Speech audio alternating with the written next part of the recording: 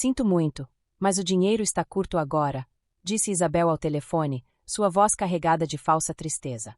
Eu assenti com pesar alguns dias depois, enquanto via a história de Marcos nas redes sociais.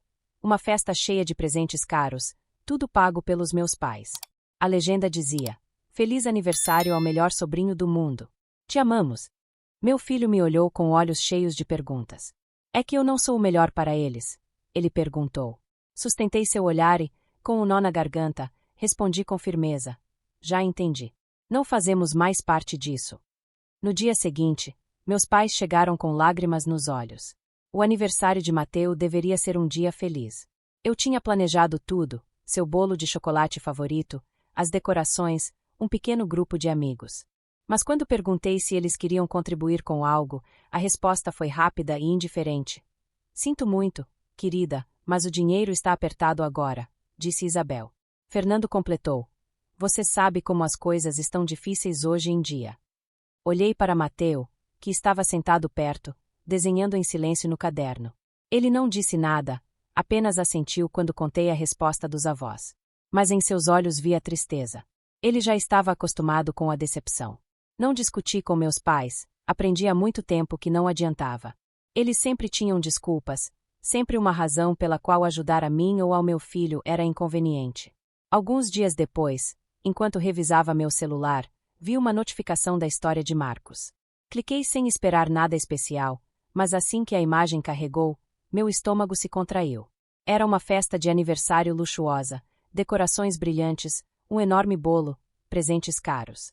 E lá estavam eles, meus pais, rindo e posando com o filho de Marcos, o neto favorito. A legenda dizia: Feliz aniversário ao melhor sobrinho do mundo. Te amamos. Senti como se tivesse levado um soco no estômago. Desliguei o celular e fiquei encarando a parede por um longo tempo. Meu filho, meu doce menino, que nunca pedia muito, nem sequer mereceu um presente simples para eles.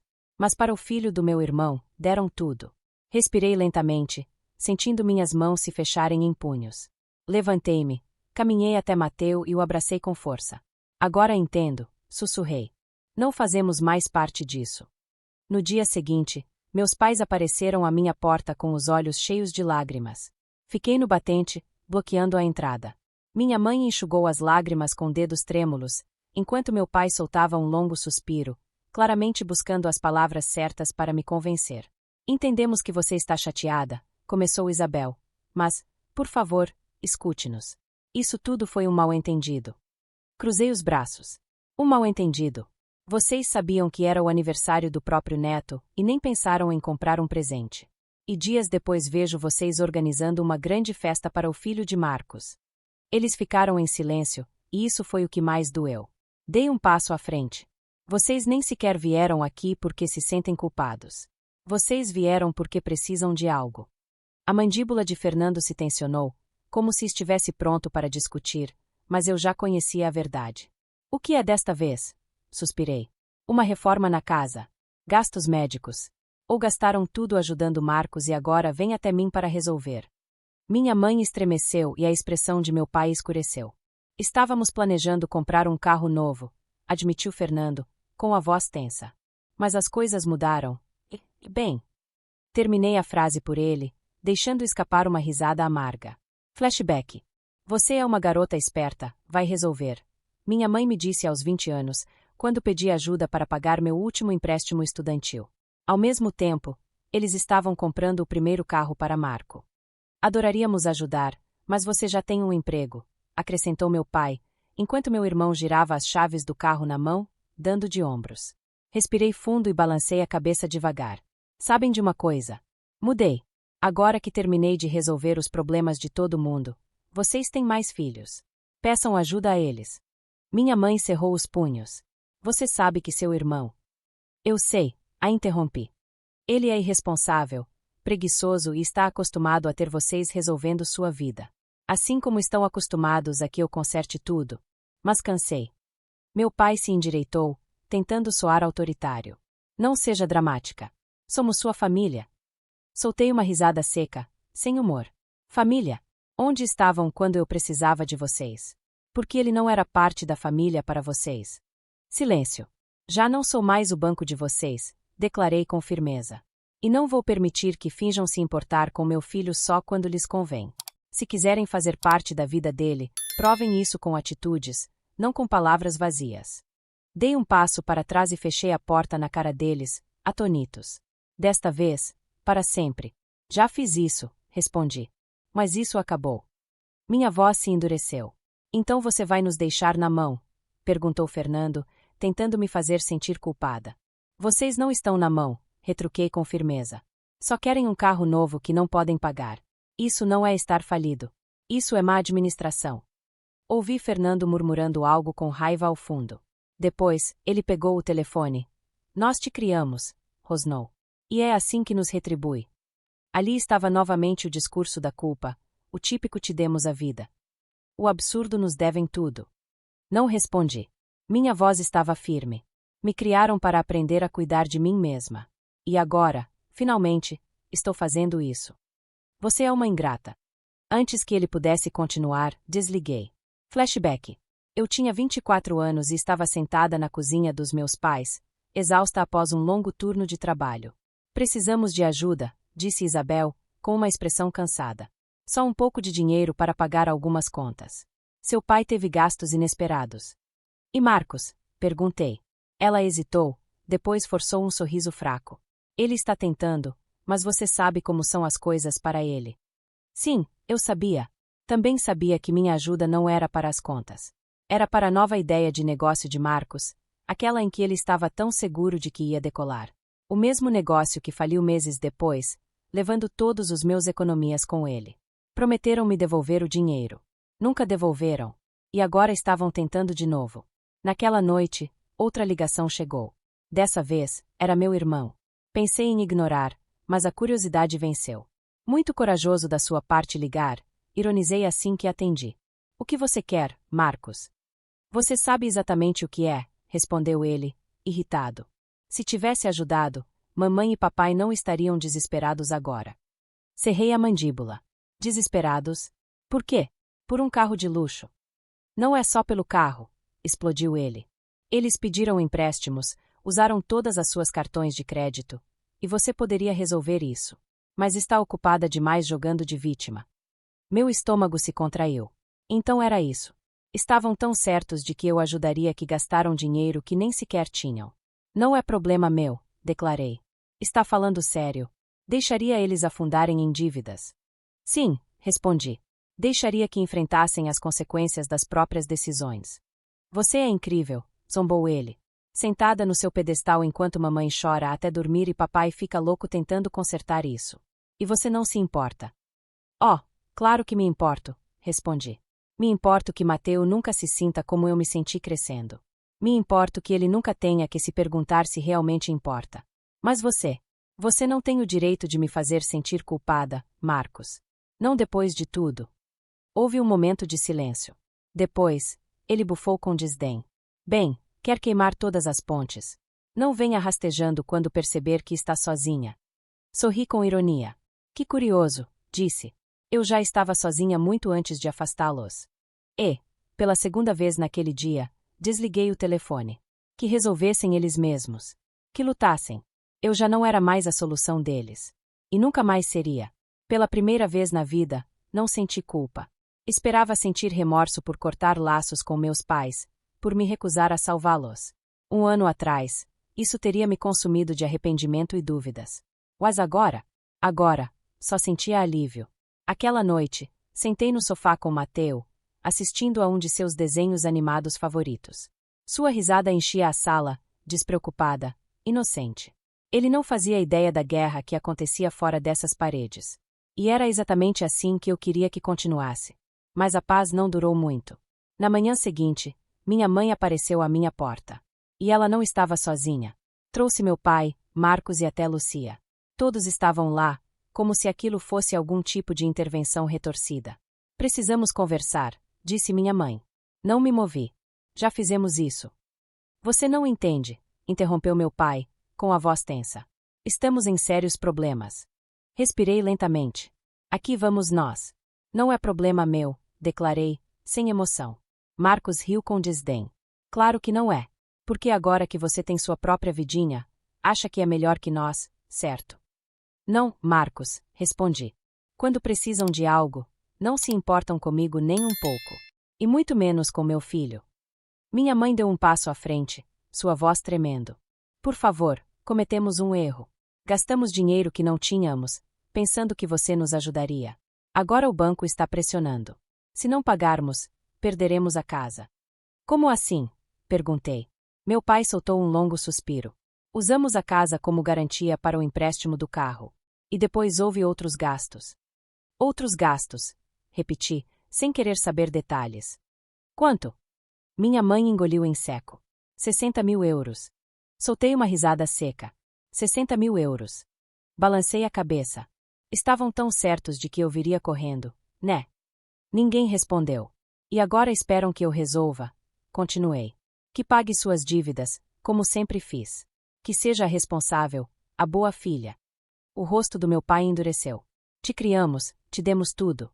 E agora vai nos deixar perder nossa casa. Cerrei a mandíbula, sentindo minhas unhas cravarem nas palmas das mãos. Marcos, interrompi. Quando precisam de algo, não se importam comigo nem um pouco. E muito menos com meu filho. Minha mãe deu um passo à frente, sua voz tremendo. Por favor, cometemos um erro. Gastamos dinheiro que não tínhamos, pensando que você nos ajudaria. Agora o banco está pressionando.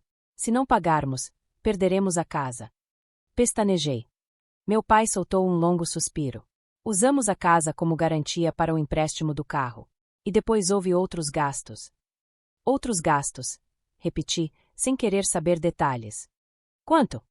Minha mãe engoliu em seco. 60 mil euros. Soltei uma risada seca. 60 mil euros. Balancei a cabeça. Estavam tão certos de que eu viria correndo, né? Ninguém respondeu. E agora esperam que eu resolva. Continuei. Que pague suas dívidas, como sempre fiz. Que seja a responsável, a boa filha. O rosto do meu pai endureceu. Te criamos, te demos tudo. E agora vai nos deixar perder nossa casa. Cerrei a mandíbula, sentindo minhas unhas cravarem nas palmas das mãos. Flashback. Eu tinha 18 anos, sentada à mesa da sala de jantar com minha carta de aceitação na universidade na mão. Que bom, disse minha mãe, sem sequer levantar os olhos. Bom, repeti. Isso é enorme. Consegui uma bolsa, mas ainda preciso de ajuda para... Ai, querida, ela me interrompeu com um suspiro. Adoraríamos ajudar, mas as coisas estão apertadas. Seu irmão precisa de um carro novo para o trabalho, e ainda estamos pagando a casa. Do outro lado da mesa, Marcos me lançou um sorriso sarcástico. Parece que você vai ter que pedir um empréstimo. Respirei lentamente, voltando ao presente.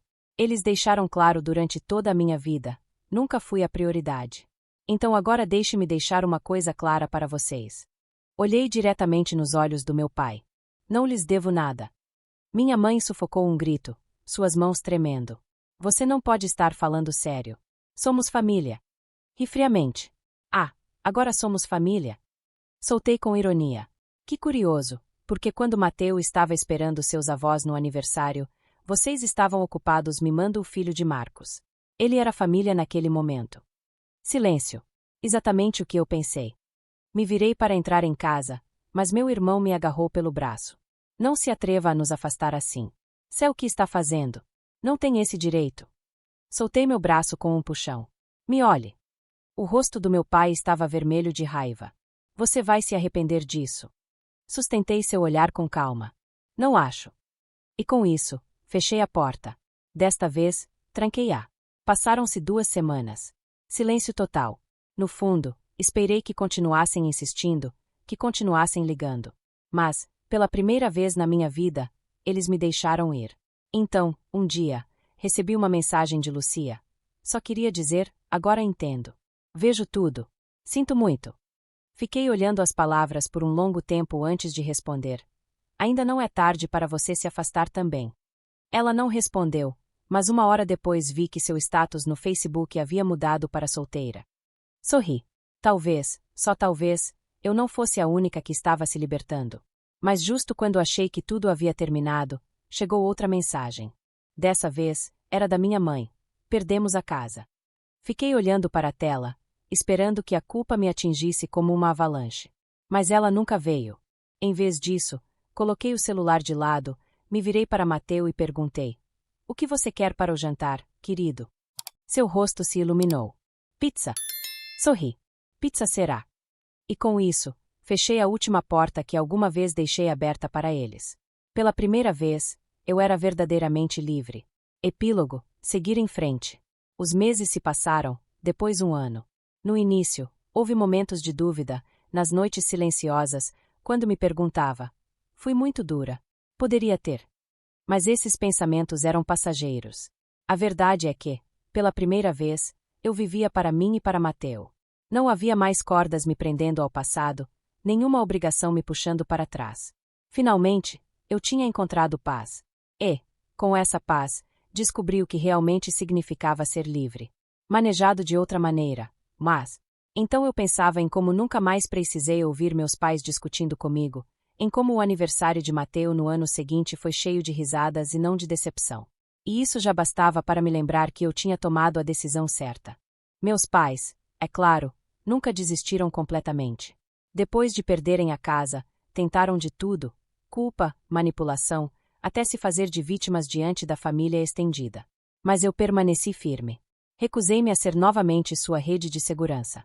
6 meses depois de cortá-los, eu estava em uma cafeteria tomando café quando meu celular vibrou com uma mensagem de um número desconhecido.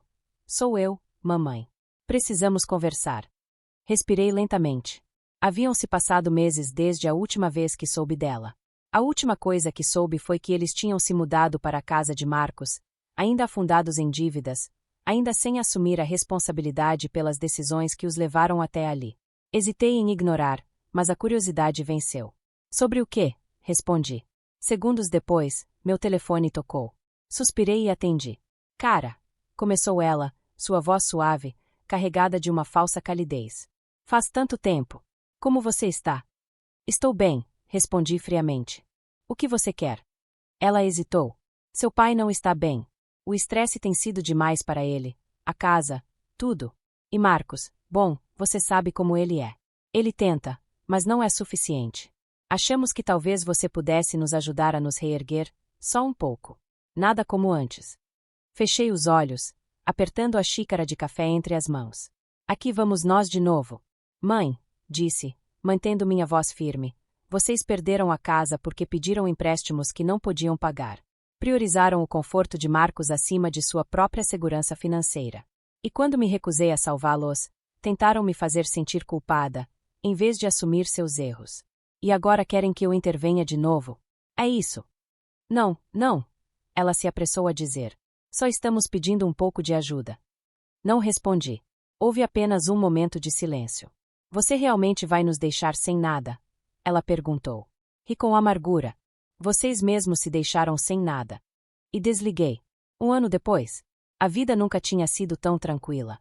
Meu trabalho era estável, Mateu estava crescendo feliz, e pela primeira vez meu dinheiro, ganho com tanto esforço, estava sendo investido em construir nosso futuro, e não em consertar os erros dos outros.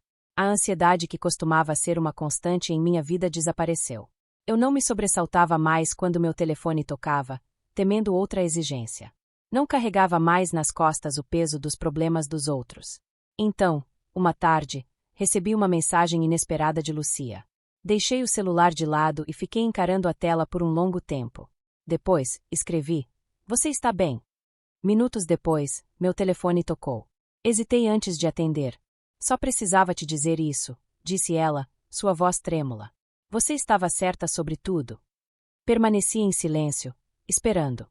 "Eu vi o que eles fizeram com você", continuou ela, soltando uma risada amarga.